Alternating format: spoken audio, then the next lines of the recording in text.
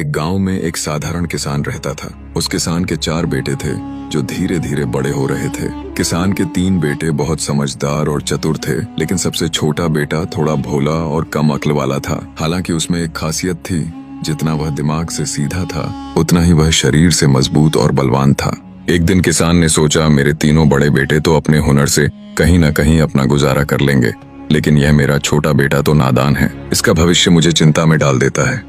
काफी सोच विचार के बाद किसान ने तय किया, क्यों न इसे पहलवानी सिखा दूं। वैसे भी इसका शरीर ताकतवर है, यही इसका रास्ता बन सकता है। फिर किसान ने अपने छोटे बेटे को अखाड़े में भेजना शुरू किया। उसे पौष्टिक भोजन और बढ़िया खुराक दी जाने लगी। धीरे धीरे वह युवक एक ताकतवर और प्रसिद्ध पहलवान बन गया। समय यूं ही बीतता गया।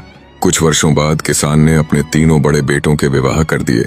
जब घर में तीनों बहुएं आईं तो उन्होंने देखा कि छोटा देवर तो दिन भर आराम करता है, खाता है और अखाड़े में खेलता है, जबकि उनके पति खेतों और कामों में मेहनत करते हैं। वे मन ही मन सोचने लगीं, ये देवर तो बिना काम किए मजे में जी रहा है, हमें भी अलग रहना चाहिए। धीरे धीरे घर में कलह बढ़ी और तीनों बहुओं ने अलग होने का विवाद खड़ा कर दिया। किसान ने सोचा, अब तो छोटे बेटे की भी शादी कर देनी चाहिए ताकि सबका जीवन व्यवस्थित हो जाए। इस तरह उसने छोटे बेटे का विवाह भी कर दिया। संयोग से पहलवान की पत्नी बहुत सुंदर और बुद्धिमान स्त्री निकली। उसका सौंदर्य पूरे इलाके में चर्चित था। फिर कुछ समय बाद किसान ने अपने चारों बेटों को अलग अलग कर दिया ताकि घर में शांति बनी रहे।